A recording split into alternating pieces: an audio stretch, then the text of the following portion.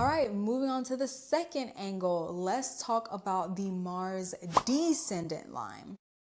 Obviously, since it's on the descendant, this is going to be heavily related to relationships. And here you again still find yourself being more assertive, but you're also just more assertive in your one-on-one dynamics or relationships. You may, if you are dating, you may attract more assertive or dominant partnerships here, or you might find yourself in power struggles just within your personal connections. If you are partnered, you may find yourself speaking up more, or you may notice some type of power struggle energy.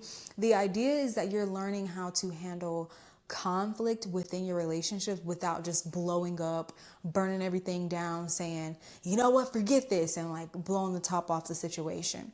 That is not the lesson or the medicine of this line. It's more so understanding your power and your independence, and that may be something that you highly, highly value under any Mars line, just because that is the energy of Mars. However, just learning to respect that you have your independence and autonomy, and so does the other person, and still learning how to operate together. So it can get a bit spicy, a bit fiery. Now, obviously, you can still use that energy productively in relationships or in connections.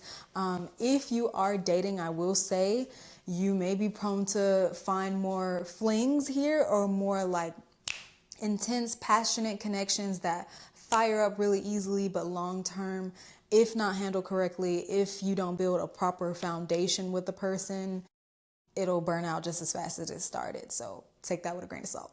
All in all, under the Mars descendant line, you are learning how to hold your ground and stand up for yourself. If you're someone who just does what the other person wants all the time and just follows them around and, you know, whatever you want, it's fine. Kind of the people pleasing energy. That's not going to be the case under a Mars line. Now, check the flavor of your chart, right? Check the aspects, check, the dignity of the planet within your chart. But overall, generally people become a little bit more assertive and they stand their ground on these lines.